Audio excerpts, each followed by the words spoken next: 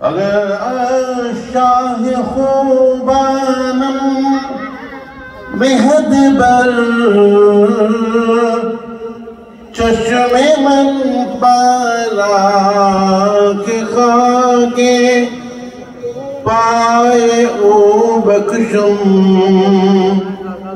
मोरा दुनिया उकबारा अल्लाहुम्मा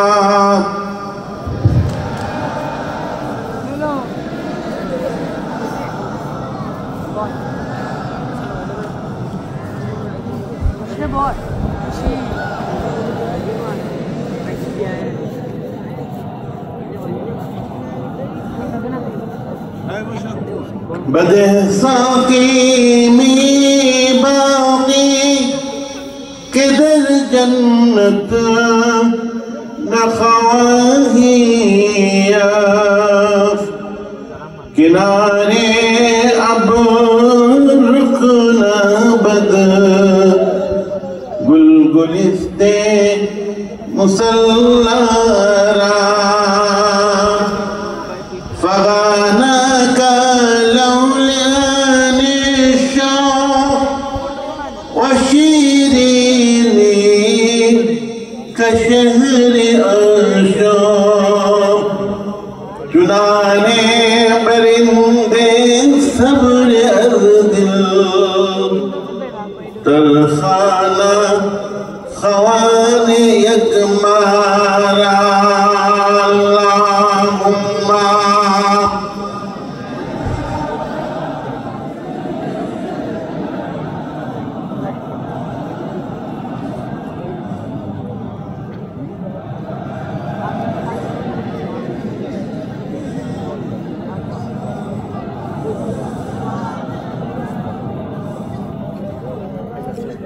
আপনারা জানেন কলকাতায় মানিকতলা বলে একটা জায়গা আছে, সেখানে মুজাদ্দেদ জামান হযরত পীর আবু বকর সিদ্দিক রহমতুল্লাহ আলাইহি দাদা হচ্ছে রহমতুল্লাহ আলাইহি পীর মুর্শিদ রাসূলের মামা হযরত শাহ সুফি ফাতেহ আলী ওয়াইসি রহমতুল্লাহ আলাইহি তার মাজার আছে।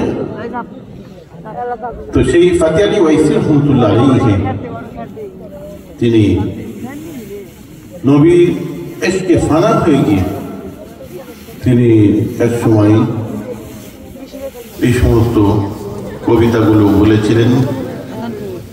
আমি দেওয়ানে ওয়াইসি থেকে একটু বলেছি, আর দেওয়ানে হাফেজ থেকে আমি একটু বলেছি। মনে রাখবেন একটা কথা, যাদের সঙ্গে আমরা সম্পর্ক সম্বন্ধ রেখে দিয়েছি এরা জাহেল অজ্ঞ মূর্খ নয়, কিতাবের মানুষ, বইয়ের মানুষ, ইতিহাসের মানুষ। অনেক বলেছি আগে, আব্বা হুজুর ফেলে বলতেন